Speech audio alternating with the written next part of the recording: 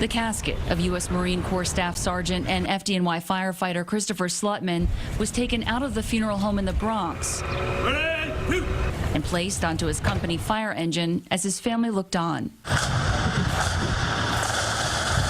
From there, a procession leading to St. Thomas Church on 5th Avenue in Manhattan, where hundreds of firefighters and Marines lined the street. A salute to the fallen.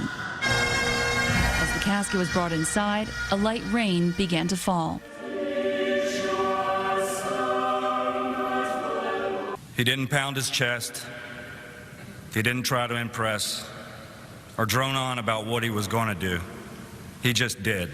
As a Marine, the 43-year-old served 2 combat missions. He was also an Eagle Scout and a 15-year veteran of the FDNY. He received a medal in 2014 for rescuing a woman from a fire. Chris crawled on his belly through the smoke to a rear bedroom and found an unconscious woman.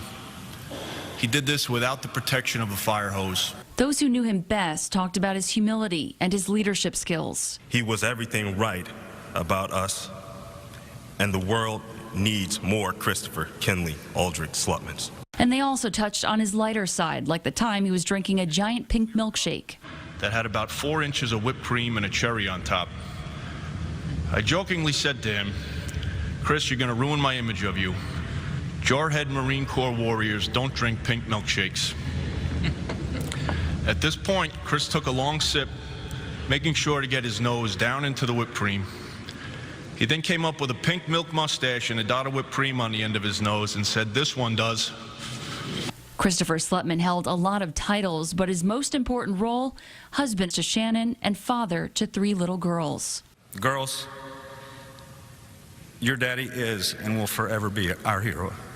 Outside, the girls clung to one another as they were presented with his helmet.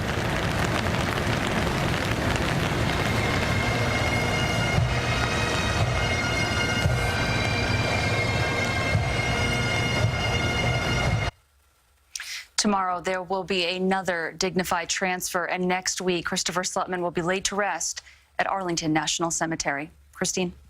All right, Alice, thank you. And we do have much more on the life of Staff Sergeant Christopher Slutman on our website.